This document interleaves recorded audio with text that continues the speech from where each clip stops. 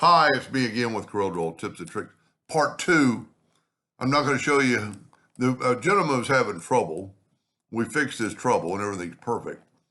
But I want you to look at the one I made on that video and look at the way I'm going to do it now. I'm going to take that and Control D, but while holding down the Control key, I'm going to mirror it over.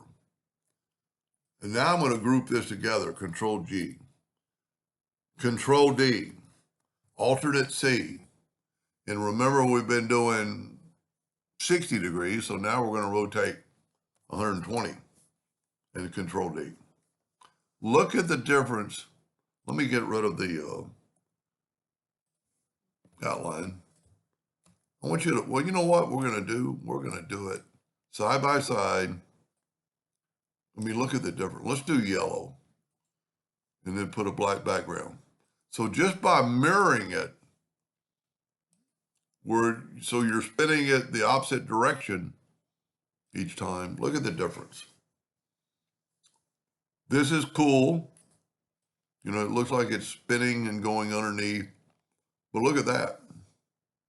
You've got sort of a triangle that way and a triangle going. So you got 3 triangles coming in and 3 triangles going out. Well, the way I look at it, that's pretty cool. And just by mirroring it instead of just rotating it.